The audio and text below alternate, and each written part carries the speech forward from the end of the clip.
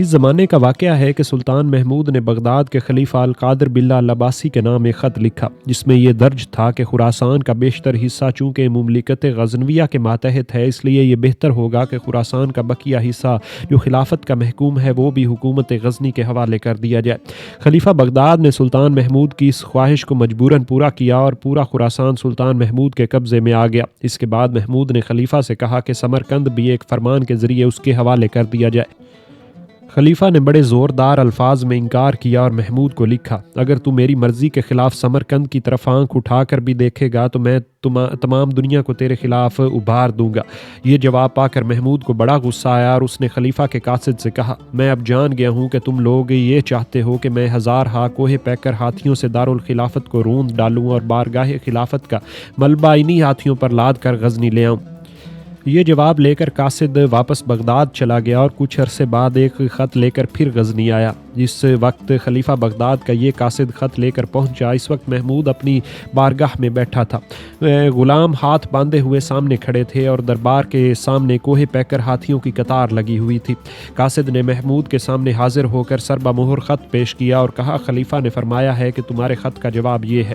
معاملات خارجہ کے امیر وزیر خواجہ ابو نصر نے خط کو کھولا اور دیکھا کہ اس میں بسم اللہ کے بعد چند سطور حروف مقطعات الف لام میم میں لکھے ہوئے ہیں اور ان سطروں کے بعد یہ لکھا ہے، الحمدللہ رب العالمین والصلاۃ علی رسولہ و الیہ اجمعین۔ اس عجیب و غریب خط کو پڑھ کر اور سن کر سلطان محمود اور تمام درباری بڑے حیران ہوئے اور دیر تک غور کرتے رہے کہ اس تحریر سے خلیفہ بغداد کی کیا مراد ہے، ان مقطعات سے کس امر کی طرف اشارہ کیا گیا ہے۔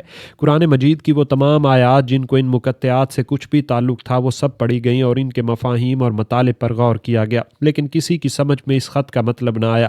کچھ دیر بعد خواجہ ابو بکر نے، جنہیں ابھی سلطان محمود کے دربار میں کچھ زیادہ رسوخ حاصل نہ ہوا تھا، جرت کے ساتھ عرض کیا، میرا خیال ہے کہ چونکہ یہاں جناب نے خلیفہ بغداد کو کوہ پیکر ہاتھیوں سے روند ڈالنے کی دھمکی دی ہے، اس لیے ممکن ہے کہ خلیفہ نے اس کے جواب میں سورہ فیل کی جانب اشارہ کیا ہو اور ان مقطعات سے الف لام میم تری کیف فعل ربک باصحاب الفیل مراد ہو۔ سلطان محمود نے جب یہ بات سنی تو اس کا ہوش جاتا رہا۔ جب ہوش آیا تو وہ بہت رویا اور خلیفہ بغداد کے قاصد سے معافی مانگی۔ اسے بیش بہا قیمت تحائف دے کر واپس بغداد روانہ کیا اور ابو بکر کو قیمتی خلعت دے کر اپنے امیر کے گروہ میں شامل کر لیا۔ 404 ہجری میں سلطان محمود نے بلنات کے مشہور قلعے نندنا پر حملہ کیا۔ اس زمانے میں راجہ آنند پال کا انتقال ہو چکا تھا اور اس کا بیٹا لاہور کا راجہ تھا۔ جب اس راجہ کو محمود کے حملے کی اطلاع پہنچی تو اس نے محمود کا مقابلہ کرنا اپنی طاقت سے باہر پا کر چند سمجھدار اور تجربہ کار لوگوں کو سپرد قلعے کو کیا اور خود درہ کشمیر میں جا کر چھپ گیا۔ محمود نے قلعے کا محاصرہ کر لیا اور نقیب زنی اور قلعے کے دروازے کو کھولنے کی دوسری تجاویز پر عمل کرنا شروع کر دیا۔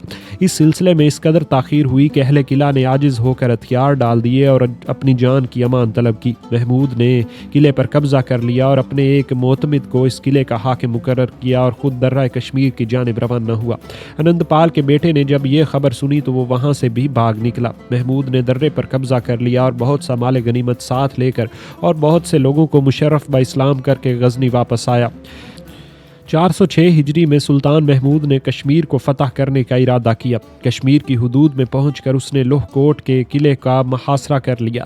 یہ قلعہ اپنی بلندی اور مضبوطی کی وجہ سے بے حد مشہور اور معروف تھا، اس لیے اس کے سر کرنے میں بڑی دیر لگی اور اس دوران میں سردی اور برف باری کی شدت میں اضافہ ہو گیا اور غزنوی فوج کو مشکلات کا سامنا کرنا پڑا۔ اس کے علاوہ اہل قلعہ کو دارالسلطنت کشمیر سے بھی مدد پہنچ رہی تھی۔ ان وجوہ کی بنا پر محمود نے محاصرے سے دستبردار ہو کر غزنی واپس چلے جانا مناسب سمجھا۔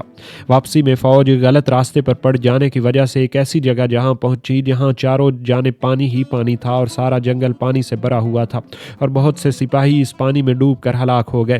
مورخین کا بیان ہے کہ ہندوستان کو تسخیر کرنے کے سلسلے میں سلطان محمود کو سب سے پہلے جو سب سے برا حادثہ پیش آیا وہ یہی تھا۔ الغرض چند دنوں کی حیرانی اور پریشانی کے بعد محمود نے اس مصیبت سے نجات پائی اور وہ بغیر کوئی کارنامہ سر انجام دیے ہوئے غزنی واپس آیا۔ اسی سال کا واقعہ ہے کہ ابو العباس مامون خوارزم شاہ نے محمود کو ایک خط لکھا جس میں یہ درخواست کی گئی تھی کہ محمود اپنی بہن کی شادی شاہ خوارزم سے کر دے۔ محمود نے اس درخواست کو منظور کر لیا اور اپنی بہن کو خوارزم شاہ کے عقد میں دے دیا۔ 407 ہجری میں سلطان محمود کو یہ اطلاع ملی کہ کچھ باغیوں نے فتنہ اور فساد پیدا کر کے خوارزم شاہ کو قتل کر دیا ہے۔ یہ خبر سنتے ہی وہ غزنی سے بلخ پہنچا اور وہاں سے خوارزم شاہ کی جانب روانہ ہوا۔ جب سلطان محمود خوارزم کی سرحد کے قریبی علاقے حضر میں پہنچا تو اس نے اپنے ایک امیر محمد تائی نامی کو مقدمت الجہش بنا کر اپنے لشکر کے آگے روانہ کیا اور خود ایک مقام پر ٹھہر گیا۔ ایک دن کا واقعہ ہے کہ غزنوی لشکر نے ایک جگہ قیام کیا اور جب تمام لشکری صبح کی نماز میں مشغول ہوئے تو اہل خوارزم کے سپہ سالار نے، جس کا نام خمار تاش تھا، ایک دم کمین گاہ سے نکل کر ان پر حملہ کیا اور بہت سے غزنوی لشکریوں کو تہہ تیغ کیا۔ سلطان محمود نے نماز سے فارغ ہوتے ہی ایک بہت بڑا لشکر تیار کیا جس کے تمام لشکری اس کے غلامان خاص تھے۔ اس لشکر نے خمار تاش کا پیچھا کیا۔ خمار تاش گرفتار ہوا اور محمود کے سامنے لایا گیا۔ محمود اسے حراست میں لے کر ہزار اسب کے قلعے کی جانب بڑھا۔ اس قلعے کے قریب اہل خوارزم کی فوج ایک جگہ جمع ہو کر سلطان محمود کی فوج سے مارکہ آراء ہوئی۔ دونوں لشکروں میں زبردست جنگ ہوئی۔ اس جنگ کے نتیجے میں اہل خوارزم کو شکست فاش ہوئی اور ان کا سپہ سالار البتگین بخاری قید ہوا۔ اس کے بعد محمود نے خوارزم کا رخ کیا اور وہاں پہنچ کر عباس کے قاتلوں سے ایک قصاص لیا اور اپنے امیر التون تاش کو خوارزم شاہی کا خطاب دے کر خوارزم اور آوارکند کا حکمران مقرر کیا۔ خوارزم کو فتح کرنے کے بعد محمود بلخ پہنچا اور اپنے بیٹے امیر مسعود کو ہرات کا حاکم مقرر کیا۔ نیز ابو سہل محمد بن حسین کو مسعود کا وکیل مقرر کر کے اس کے ساتھ روانہ کیا۔ محمود نے اپنے دوسرے امیر محمد کو گورگان کا حاکم بنایا اور ابو بکر کہستانی کو اس کے ہمراہ روانہ کیا۔ خوارزم کی مہم سے فراغت حاصل کرنے کے بعد محمود نے سردیوں کے دن بست میں گزارے تاکہ سپاہیوں کو آرام کرنے کا موقع مل جائے۔ سردیوں کی رخصت کے بعد 409 ہجری میں جبکہ موسم بہار کی آمد تھی اور آب و ہوا میں اعتدال تھا اور چاروں طرف سبزی اور شگفتگی کا دورہ تھا، محمود نے کنوج جانے کا ارادہ کیا۔ اس نے اپنے ساتھ 1,00,000 لشکری اپنے خاصے کے اور 20,000 دیگر مسلمانوں میں سے جو ترکستان اور ماوراء النہر اور خراسان وغیرہ سے جہاد کی نیت سے آئے تھے، اس امر کے منتظر تھے کہ محمود سفر پر روانہ ہو۔ تاریخ اس امر کی شاہد ہے کہ گشتاسب سے لے کر محمود کے عہد تک کسی غیر قوم کے فرد یعنی غیر ہندوستانی نے کنوج پر حملہ کشی نہیں کی تھی۔ اس مدت کے بعد محمود پہلا شخص تھا جس نے اس مہم کا بیڑا اٹھایا۔ غزنی سے لے کر کنوج تک کا راستہ 3 مہینوں میں طے ہوتا تھا۔ راستے میں 7 بڑے بڑے دریا پڑتے تھے جنہیں عبور کرنا پڑتا تھا۔ محمود نے یہ سفر بآسانی طے کر لیا۔ جب وہ کشمیر کی حدود میں پہنچا تو والی کشمیر نے سلطان کی خدمت میں بیش بہا تحائف اور نذرانے روانہ کیے۔ محمود نے بھی اسے شاہی عنایات سے سرفراز کیا اور والی کشمیر محمود کے لشکر کا مقدمت الجہش بن کے ساتھ روانہ ہوا۔ سفر کی منزلیں طے کرنے کے بعد مسلمانوں کا لشکر جب کنوج پہنچا اور قلعے کو دیکھا تو معلوم ہوا کہ یہ عظیم الشان قلعہ اپنی مضبوطی اور بلندی کے لحاظ سے تمام ہندوستان میں اپنی نظیر نہیں رکھتا۔ کنوج کے راجہ کا نام کورا تھا۔ باوجود اس کے کہ یہ راجہ اپنے وقت کا ایک زبردست فرما روا تھا، مگر مسلمانوں کے لشکر کی کثرت اور سلطان محمود کی حشمت و شوکت کو دیکھ کر وہ خوف زدہ ہو گیا۔ اس نے محمود کا مقابلہ کرنے کی سکت اپنے میں نہ پائی۔ اس نے قاصد بھیج کر محمود سے اطاعت اور فرما برداری کا اظہار کیا۔ چونکہ اس راجہ کی قسمت ابھی بگڑی نہ تھی، اس لیے وہ بغیر کسی ہچکچاہٹ کے اپنے بیٹوں اور درباریوں کے ساتھ قلعے سے باہر آیا اور سلطان محمود کی خدمت میں پہنچ کر اطاعت اور فرما برداری کا اظہار کیا۔ محمود نے راجہ کورا سے بڑی محبت اور نرمی کا برتاؤ کیا اور اسے اپنے حلقہ بگوشوں میں شامل کیا۔ صاحب حبیب السیر کا بیان ہے کہ محمود کی اطاعت کے ساتھ ساتھ راجہ کورا مشرف با اسلام ہو گیا۔ کنوج میں 3 روز قیام کرنے کے بعد محمود نے قلعہ میرٹھ کو فتح کرنے کا ارادہ کیا۔ جب محمود کی آمد کی خبر ہوئی تو اس قلعے کا راجہ جس کا نام ہروت تھا قلعے کو چند قابل اعتبار درباریوں کے سپرد کر کے خود کسی جنگل کی جانب روانہ ہو گیا۔ اہل قلعہ محمود کے لشکر کا مقابلہ نہ کر سکے، لہٰذا انہوں نے 2,50,000 اور 30 ہاتھی پیش کر کے جان کی امان طلب کی۔ محمود نے اس نذرانے کو قبول کیا اور ان کی جان بخش دی۔ میرٹھ کے قلعے کی فتح کے بعد محمود قلعہ مہاون کو فتح کرنے کے ارادے سے چلا جو دریا جمنا کے کنارے پر واقع ہے۔ اس قلعے کا حاکم راجہ گل چند کو جب یہ بات معلوم ہوئی تو اپنے ایک ہاتھی پر سوار ہو کر دریا پار کر کے اترنا ہی چاہتا تھا کہ مسلمانوں کی فوج اس کے سر پر آن پہنچی۔ یہ عالم دیکھ کر گل چند نے پہلے تو خنجر سے اپنی بیوی اور بیٹے کے سر کاٹ ڈالے اور بعد میں یہی خنجر اپنے پیٹ میں گھونپ دیا۔ اس قلعے سے بہت سا مال اور اسباب مسلمانوں کے ہاتھ لگا جس کی تفصیل بیان کرنا ناممکن ہے۔ دیگر اشیاء کے ساتھ 80 کوہ پیکر ہاتھی بھی ملے۔ اس مہم سے فارغ ہونے کے بعد محمود نے متھرا کی جانب توجہ کی۔ اس نے یہ سن رکھا تھا کہ اس قلعے میں متھرا نامی کا ایک شہر آباد ہے جو سری کرشن کی جنم بھومی ہے۔ چونکہ ہندوؤں کے نزدیک کرشن خدا کے اوتار ہیں، اس لیے متھرا کی دولت اور یہاں کی آبادی اپنی مثال آپ ہے۔ اس شہر میں ایسی عجیب و غریب اشیاء موجود ہیں کہ جو نہ صرف دیکھنے سے تعلق رکھتی ہیں۔ محمود نے جب متھرا پر حملہ کیا تو باوجود اس کے کہ یہ شہر راجہ دلی کے زیر نگی تھا، کوئی بھی محمود کے مقابلے میں نہ آیا، لہٰذا وہ بغیر کسی روک ٹوک کے متھرا پر قابض ہو گیا اور اس نے دل کھول کر اس شہر کو تاراج اور برباد کیا۔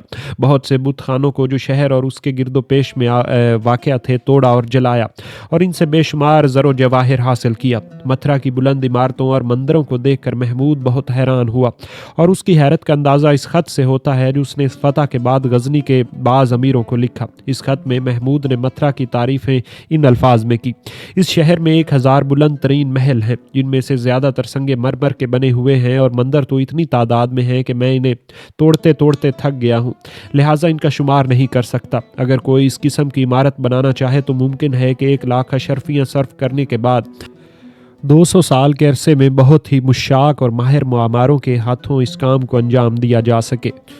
مورخین کا بیان ہے کہ بے شمار مال و دولت کے علاوہ 5 سونے کے بنے ہوئے بت بھی تھے جن کی آنکھوں میں یاقوت جڑے ہوئے تھے اور ان کی قیمت 50,000 زر سرخ تجویز کی گئی تھی۔ ان بتوں میں سے ایک بت میں ارزکی یاقوت کا بھی ایک ٹکڑا جڑا ہوا تھا جس کا وزن 400 مشکال تھا۔ جب یہ بت پاش کیا گیا تو 98,300 مشکال سونا اس میں سے برآمد ہوا۔ ان 5 سونے کے بتوں کے علاوہ 100 بت اور تھے جن میں چھوٹے بھی تھے اور بڑے بھی، اور جو سب کے سب چاندی کے بنے ہوئے تھے۔ ان بتوں کو توڑ کر جو چاندی حاصل کی گئی وہ اتنی زیادہ تھی کہ 100 اونٹوں پر لاد دی گئی۔ اس بت شکنی کے بعد سلطان محمود نے متھرا کی مشہور عمارتوں کو نظر آتش کیا اور 20 روز قیام کرنے کے بعد وہاں سے روانہ ہوا۔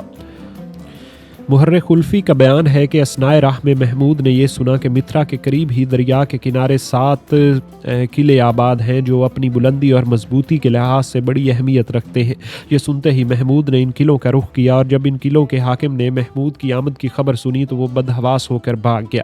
محمود نے ان قلعوں پر قبضہ کر لیا۔ محمود نے ان قلعوں میں ان بت خانوں کو بھی دیکھا جن کی بنا 4000 سال قبل پڑی تھی۔ ان بت خانوں کو محمود نے خوب لوٹا اور ان کے تمام مال و اسباب پر مسلمانوں کا قبضہ ہو گیا۔ ان قلعوں کی فتح کے بعد محمود کے لشکر نے قلعہ منج کا رخ کیا۔ یہ قلعہ سپاہیوں، بہادر سپاہیوں اور ہر طرح کی ضروریات کے سامان سے پر تھا۔ محمود نے اس قلعے کا محاصرہ کر لیا اور 15 روز تک قلعہ کشائی کی تدبیریں عمل میں لاتا رہا۔ اس دوران میں سلطان محمود نے قلعے کا محاصرہ بڑی سختی سے کر کے آمد و رفت کے تمام راستے مسدود کر دیے۔ جب اہل قلعہ کو یہ احساس ہو گیا کہ مسلمان قلعہ فتح کیے بغیر نہ رہیں گے تو ان میں سے بہتوں نے قلعے سے اتر کر اپنی جانیں اپنے ہاتھوں تلف کر دی۔ کچھ نے اپنے بال بچوں سمیت اپنے آپ کو نظر آتش کر کے ہلاک کر لیا اور جو لوگ باقی بچے وہ قلعے کا دروازہ کھول کر خنجر بکف باہر نکل آئے۔ انہوں نے مسلمانوں سے مقابلہ کیا اور سب کے سب مسلمانوں کے ہاتھوں سے ہلاک ہوئے۔ محمود نے اس قلعے کے تمام مال و متاع پر قبضہ کر لیا۔ اس کے بعد محمود نے قلعہ چند پال کا رخ کیا۔ راجہ چند پال نے یہ دیکھ کر کہ مسلمانوں سے مقابلہ کرنا ابس اور مشکل ہے، راہ فرار اختیار کی۔ وہ اپنے ساتھ بیوی بچوں اور بیش قیمت جواہرات وغیرہ لے کر قریب کی پہاڑیوں میں جا چھپا۔ محمود نے اس قلعے کے بقیہ مال و اسباب پر بھی قبضہ کر لیا۔ قلعہ چند پال کی فتح کے بعد محمود نے قریب ہی کے ایک مغرور اور سرکش راجہ چند رائے سے 2 ہاتھ کرنے کا فیصلہ کیا۔ چند رائے نے بھی چند پال ہی کی تقلید کی اور اپنے اہل و عیال کے پہاڑوں میں جا کر چھپ گیا۔ مورخین کا بیان ہے کہ چند پال کے پاس ایک نہایت ہی طاقتور اور کوہ پیکر ہاتھی تھا جو پورے ہندوستان میں اپنا ثانی نہ رکھتا تھا۔ محمود نے اس ہاتھی کو خریدنے کے لیے بارہا کوششیں کی تھی لیکن وہ کامیاب نہ ہو سکا تھا۔ چند رائے کے فرار کے بعد وہ ہاتھی اتفاق سے ایک رات بغیر فیل بان کے اپنے تھان سے بھاگا اور محمود کے خیمے کے پردے کے قریب آ کر کھڑا ہو گیا۔ محمود کے چوبدوں نے بغیر کسی زحمت کے اس ہاتھی کو پکڑ لیا اور محمود کے سامنے پیش کیا۔ محمود اس ہاتھی کو یوں اچانک اپنے قبضے میں دیکھ کر بے حد خوش ہوا۔ چونکہ یہ ہاتھی بغیر کسی قسم کی محنت اور معاوضے کے محض تائید خداوندی سے ملا تھا، لہٰذا محمود نے اس خوشی میں بہت بڑا جشن منایا اور اس ہاتھی کا نام خدا داد رکھا اور اسے اپنے ہمراہ غزنی لے آیا۔ جب سلطان محمود اپنے دارالسلطنت غزنی پہنچا تو اس نے حکم دیا کہ اس تمام مال غنیمت کی فہرست تیار کی جائے اور قیمت کا اندازہ لگایا جائے جو اس سفر میں ہاتھ لگا ہے۔ فوراً اس حکم شاہی کی تعمیل کی گئی۔ حساب کرنے سے معلوم ہوا کہ اس سفر میں 20,000 اشرفیاں اور کئی لاکھ روپے، 50,000 لونڈی غلام اور 350 ہاتھی اور دوسرے بیش قیمتی اشیاء سلطان محمود کے ہاتھ میں آئی ہے۔ محمود کا سفر چونکہ بڑا کامیاب رہا تھا اور اسے متعدد فتوحات نصیب ہوئی تھی، اس لیے اس نے حکم دیا کہ اس نعمت خداوندی کے شکریہ کے طور پر غزنی میں ایک جامع مسجد تعمیر کی جائے۔ اس عمارت کو سنگ مرمر سے بنایا جائے اور دیگر بیش قیمت اور گراں قدر پتھر، مربع، مسدس، مسمن اور ہر صورت کے تراش کو اس عمارت میں نصب کیا جائے تاکہ دیکھنے والے عمارت کی خوبصورتی اور متانت سے متاثر ہوں اور صاحب عمارت کی ہمت و عالی کی داد دیں۔ جب یہ مسجد تیار ہو گئی تو سلطان محمود نے اس کو بڑے سلیقے سے آراستہ کیا۔ روشنی کی کثرت اور آرائش کی خوبی کی وجہ سے لوگ اس مسجد کو عروس فلک کہنے لگے۔ اس مسجد کے ساتھ ہی سلطان محمود نے ایک عالی شان مدرسے کی بنیاد ڈالی اور مدرسے کے کتب خانے میں نایاب اور اعلیٰ کتب جمع کی۔ مسجد اور مدرسے کے اخراجات کے لیے بہت سے دیہات وقف کر دیے تاکہ طلباء اور مدرسین اور دیگر عملے کی ضروریات پوری ہو سکے۔ محمود کا مسجد اور مدرسے کو تعمیر کروانا امیروں اور اراکان سلطنت کے لیے مشعل راہ ثابت ہوا اور انہوں نے اپنے بادشاہ کی تقلید کی۔ اس کا نتیجہ یہ ہوا کہ ایک مختصر سے عرصے میں غزنی میں بے شمار مسجدیں اور درسگاہیں اور سرائیں اور خانقاہیں تعمیر ہو گئیں۔ سفر کنوج میں سلطان محمود کے ہاتھ جہاں بہت سے قیمتی اور بیش بہا نوادرات آئے تھے، وہیں ایک عجیب و غریب مرغ بھی تھا جو اپنی شکل و صورت کے لحاظ سے قمری سے مشابہ تھا۔ اس مرغ کی یہ خاصیت تھی کہ جس جگہ موجود ہوتا اگر وہاں کوئی زہر آلود کھانا لایا جاتا تو اس پر اضطراب کی حالت طاری ہو جاتی اور اس کی آنکھوں سے بے اختیار آنسو گرنے لگتے۔ اس عجیب و غریب پرندے کو سلطان محمود نے چند دیگر گراں قدر تحائف کے ساتھ خلیفہ القادر باللہ عباسی کے پاس روانہ کیا۔ اس مرغ کے علاوہ ایک عجیب و غریب پتھر بھی محمود کو ملا۔ اس پتھر کی یہ خاصیت تھی کہ اگر کسی شخص کے جسم میں کوئی زہر ہوتا اور وہ کتنا ہی کاری کیوں نہ ہوتا، اگر اس پتھر کو گھس کر اس پر لگایا جاتا تو وہ زخم فوراً منمل ہو جاتا۔